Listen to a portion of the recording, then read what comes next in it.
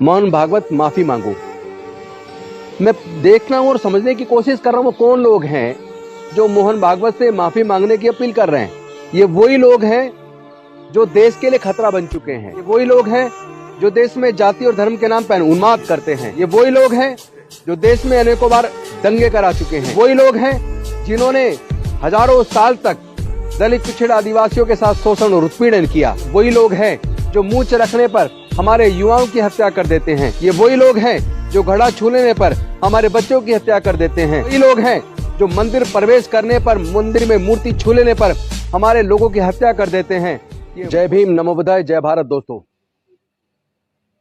आज आप देख रहे हैं कि आरएसएस चीफ मोहन भागवत जी ने कहा कि जाति ब्राह्मणों ने बनाई है, भगवान ने नहीं।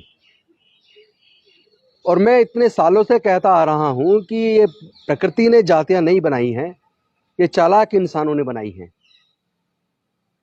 और उन लोगों ने बनाई है जिन्होंने समाज को वर्ण में और जातियों में बांटा, जिन्होंने देश में शिक्षा पर, ज्ञान पर अपना कब्जा रखा, जिन्होंने देश के संसाधनों पर अपना कब्जा रखा, जिन्होंने छल कपट से समाज को पूरी तरीके से कमजोर करके रखा।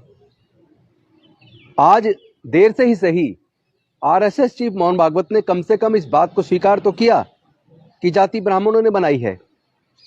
लेकिन मैं देख रहा हूं आज सुबह एक ट्रेंड चल रहा था जिसमें मोहन भागवत तीसरे नंबर पे थे, लेकिन अब वो चौथे नंबर पे चले गए और तीसरे नंबर पर यह ट्रेंड आ गया है, मोहन भागवत माफी मांगो।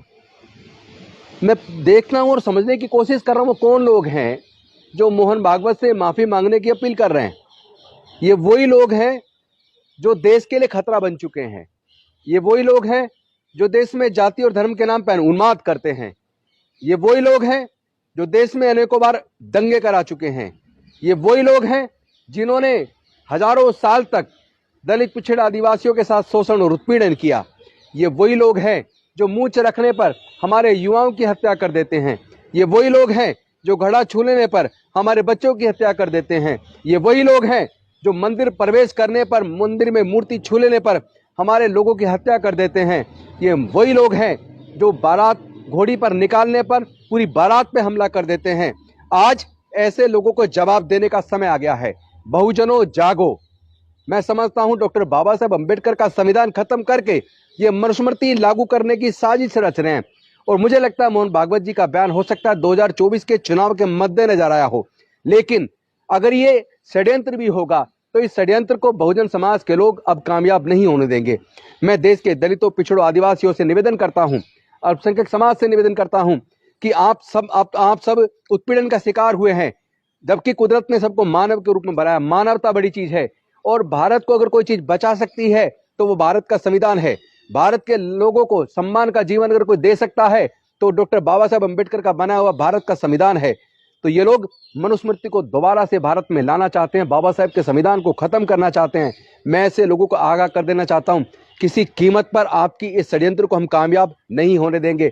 बहुजन समाज के लोग जाग रहे हैं, चाहे वो बिहार के शिक्षा मंत्री चंद्रशेखर जी हो, चाहे वहां के रेवेन्यू मिनिस्टर आलोक मेहता जी हो, चाहे यूपी के कद्दावर नेता स्वामी प्रसाद मौर्य जी हो, चाहे अखिलेश यादव जी हो, तेजस्वी जी हो, या इस सोच वाले बाकी लोग हों जिन्होंने इस बात को समझ लिया कि देश में दलित, पिछड़े, आदिवासी ये सब लोग शूद्रों में हैं।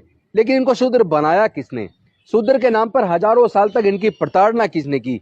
या तो वो समाज स्वयं माफी मांगे, मतलब माफी मोहन भागवत को नहीं, माफी उन लोगों को मांगनी चाहिए जो लोग मोहन भागवत से माफी मांगने का अपील कर रहे हैं, जो ये ट्रेंड चला रहे हैं। ऐसे लोगों को समझ आ जाना चाहिए कि भारत के लोग अब इस तरह की जातिवादी मानसिकता को स्वीकार करने के लिए तैयार नहीं है। इनको होश में आ जाना चाहिए, वरना देश के लोग इनको जवाब जरूर देंगे। मैं समझता हूं 2024 का चुनाव बेहद महत्वपूर्ण होने वाला है। ये बहुजनों का चुनाव होगा, ये मानवता का चुनाव होगा, ये न्याय के लिए चुनाव होगा, ये उन लोगों को सत्ता से बाहर करने का चुनाव होगा जिन्होंने हर साल 2 करोड़ लोगों को रोजगार देने की बात की थी, जो लोग जाति और धर्म के नाम पे उन्माद करने वाले लोगों को आगे बढ़ावा देते रहते हैं। ऐसे लोगों को सत्ता से बाहर करने का चुनाव होगा।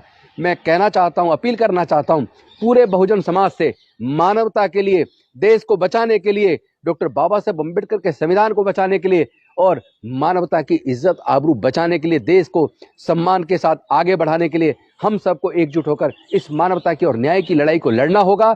आइए हम सब लोग मिलकर ऐसे मनोवादी पार्टियों का बहिष्कार करें जो लोग शिक्षा और स्वास्थ्य के ऊपर बजट को घटाते हैं, कम करते हैं, जो लोग जाति और धर्म के नाम पे उन्माद पैदा करते हैं, जिनकी डिक्शनरी में पाकिस्तान, मुसलमान, कश्मीर इन 3 शब्द से ज्यादा कुछ नहीं है। और ऐसे लोगों को अब आईना दिखाना बहुत जरूरी है।